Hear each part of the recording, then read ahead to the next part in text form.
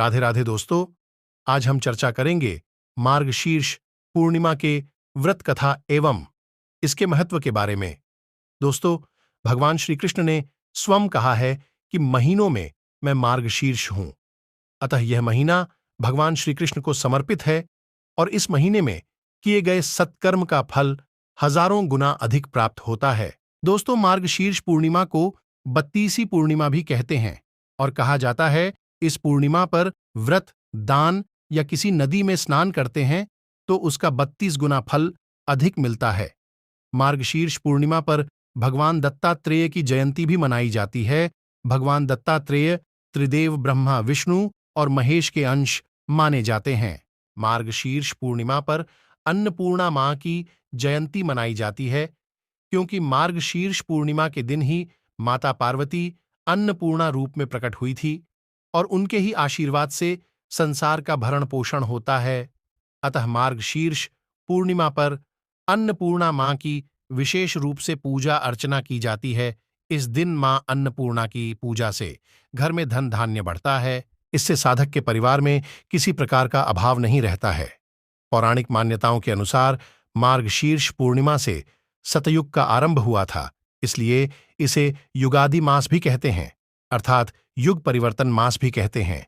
इसलिए यह महीना अत्यंत श्रेष्ठ है। धार्मिक मान्यताओं के अनुसार मार्गशीर्ष पूर्णिमा पर भगवान विष्णु की पूजा अर्चना करने से भगवान विष्णु की विशेष कृपा प्राप्त होती है।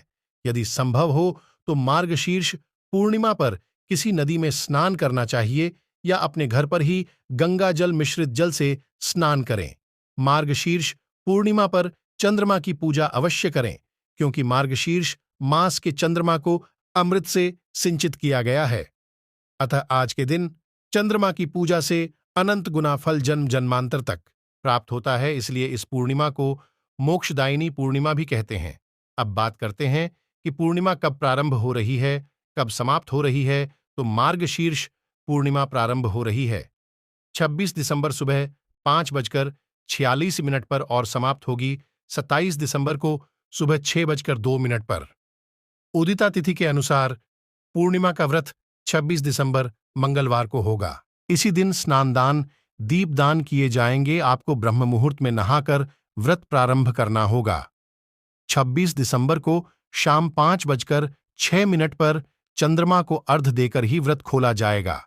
जो लोग व्रत नहीं करते हैं उन्हें भी शाम को चंद्रमा को अर्घ्य जरूर देना चाहिए।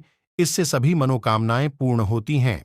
मार्गशीर्ष पूर्णिमा के दिन व्रत एवं सत्यनारायण भगवान की कथा घर में अवश्य होनी चाहिए।